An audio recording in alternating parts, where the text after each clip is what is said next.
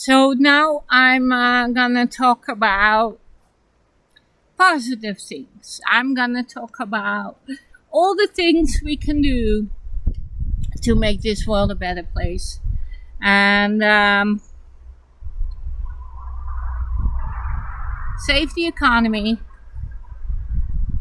and make our country, and you can fill in every country in the whole world, make every country in the whole world a country where people want to live in. And the game plan and the script and is and the road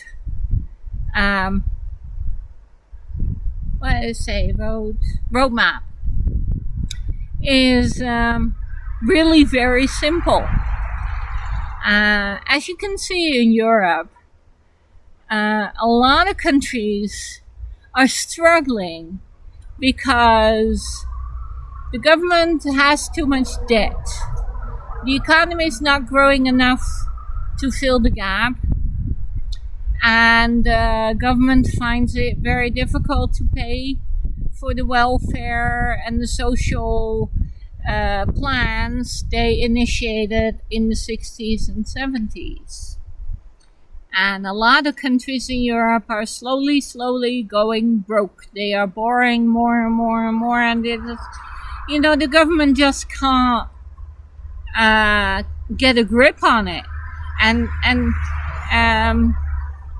they keep talking about austerity, and when they cut back on social services, on welfare and healthcare and education, and it just gets worse and worse and worse, and governments are borrowing more and more and more, and they can't get it right. And the solution is extremely simple. Tax wealth. Break up the monopoly of the big companies. Tax the big companies. Tax wealth. Tax the 1%. You see, the thing is, something incredible happened in my lifetime. Right now, on Earth, we have enough wealth, resources, factories, buildings, everything, knowledge, to provide for every human being on the planet. This is the first time in the history of humanity that we have enough for everyone's need. And that's the killer. Because like Gandhi said, we have enough for everyone's need, but we will never have enough for everyone's greed. So if we have enough for everyone's need on this planet, and we have the knowledge, and we produce all the food, and we have all the buildings and the factories, and it's just marvelous. Why are people starving? Why is there suffering, death, war, hunger? Why is there no education for a lot of people? Why? That is policy. Until now, the kings just said, well, we had a bad harvest, and that's why you're starving. And that's not true anymore. And we know it's not true because we have the numbers. We can look it up on the internet. This is fact. The only reason people are poor is because there are people who are very rich. Poverty is about distribution. It's about people grabbing so much for themselves that you have to starve. And for every trillionaire, we have one now, there are 100 million people starving, homeless, suffering.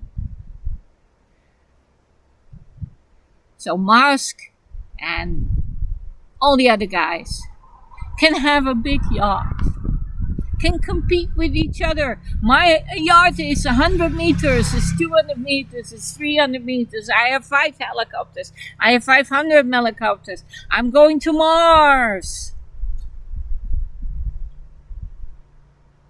And 1 billion people on this planet do not have access to fresh water and plumbing and toilets and showers and just fresh water to drink. And we know, we have the numbers, we know that people are poor because people are rich. It is not a law of nature. It is not an accident. It is not a failing economy. They are doing this to you on purpose. You are poor because they made you poor, because they stole your money. They stole your children's food. This is done to you on purpose. This is policy. I need you to get this straight, you know.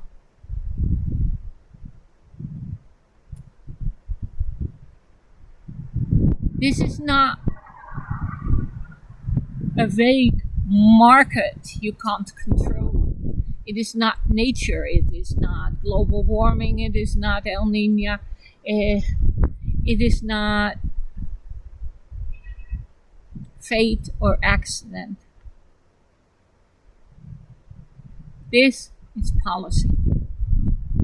People with power made the world so that the 1% is rich and the 99 are not.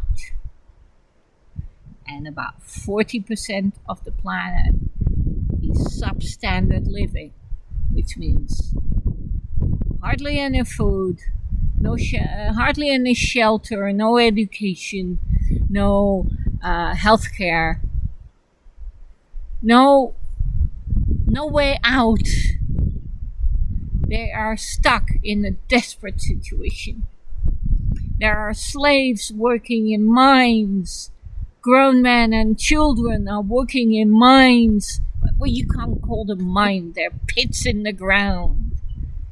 Under horrific circumstances, dropping like flies, being worked to death as slaves to mine the metals we use in our iPhones. And that is done on purpose because the 1% are paying the militia who are guarding these mines with their guns to enslave the local population to work and get those metals out for a very little price. Because these militia, all they want is guns and drugs and women to rape. That is how cheap everything is. If we had to do proper mining with machines, with safety, with non-polluting the environment, with proper working conditions, we wouldn't be able to afford this iPhone. So we would build iPhones we need and which will last us 30 years. We will build recyclable iPhones. You see, there is no problem we cannot fix with our brain except the fact that people won't stop killing each other, right? And all this violence. The human race is so violent. And it is no accident that the 1% own everything and the 99 don't. It is no accident they made it this way. So, once you realize that, you realize, well, if the 99 vote in a democratic government, we can decide to vote for the guy who is not bought by 1%. We will simply vote for the guy who will take care of us and our needs, who will tax the rich. Let me say that again. Who will tax wealth, who will tax the 1%, who will tax the big companies, and give the money to the poor. This is a Robin Hood situation, people. King John, is taking away everybody's money to pay the ransom for his brother. King John is taking all our money, and Robin Hood is stealing from King John, or King Trump, or King Musk, or King whatever. Robin Hood is stealing from it and giving it back to the poor. So we need a Robin Hood government. It's that simple. And if you ask me, well, which political party would have to win the elections to have a Robin Hood government? The Socialist Party, the Parti Socialiste. The socialist wing of the Democratic Party in America. Socialist is not communist. Social means that you take from the rich and give to the poor. Now, the rich, the 1%, have made this a bad word. You have to be conscious of the fact that you have been systematically and continuously lied to. You've been lied about neoliberal economic theory. You've been lied about racist, fascist, hating foreigners, austerity. You've been lied about how the fact that you're poor is an accident. You've been lied about the fault is in the economy and the invisible hand of the market.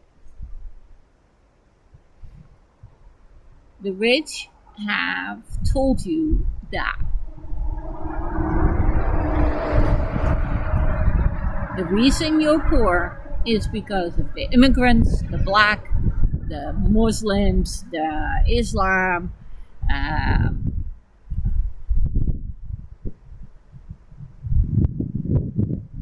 just women, Jews, Indians, Mexicans, whatever.